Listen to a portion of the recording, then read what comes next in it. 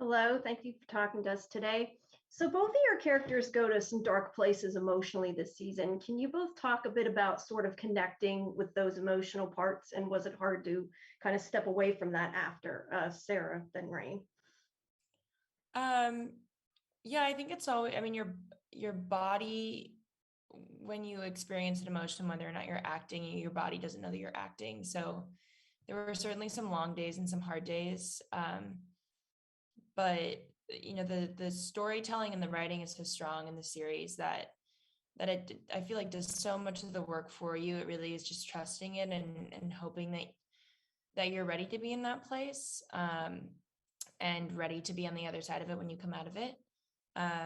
Yeah, I think it's just sort of really taking in everything that this character has experienced, and it's so everything these girls and boys are experiencing is so overwhelming. So when you really just sit and think about it, I think it's not that hard to feel empathy for these characters and embody that emotion. Um, yeah, I would say like she said, your body does remember, it doesn't really know that you're acting or not. So I think what is also really incredible is that we have cast and crew that really respects everybody's process. Whenever we know that someone has a big emotional day coming up, everybody kind of goes along with whatever that person needs. And so it really helps us to go through our processes to ease in and out of these emotional places. Because whether we're building that up for ourselves, for the character, or from reading what the character has, or just something that we personally experienced, it's still a real emotion that we are conveying. And it's definitely a lot of a lot of work.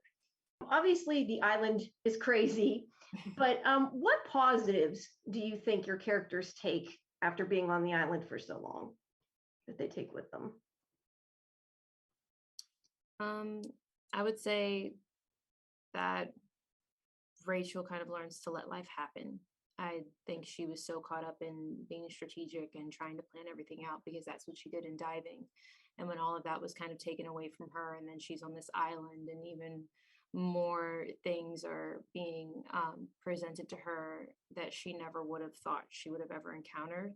I think in a very abrupt and dramatic way, she's learned to let life happen. But I think it's also very helpful to be like, I'm going to be miserable if I'm always trying to make life happen in a certain way.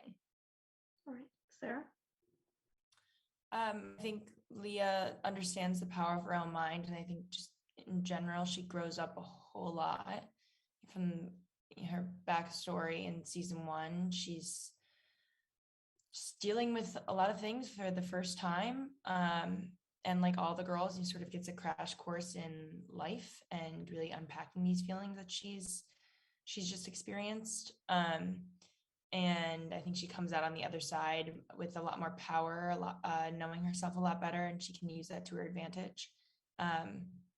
Yeah, she's just much more of an adult.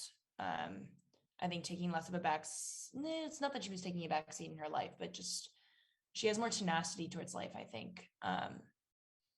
Yeah, understands how it works a little better than she did at 16. All right, thank you so much. Thank you. Bye. Bye. Thanks. Thank you so much. Thank you. Have a nice evening. You too. Yeah, you too.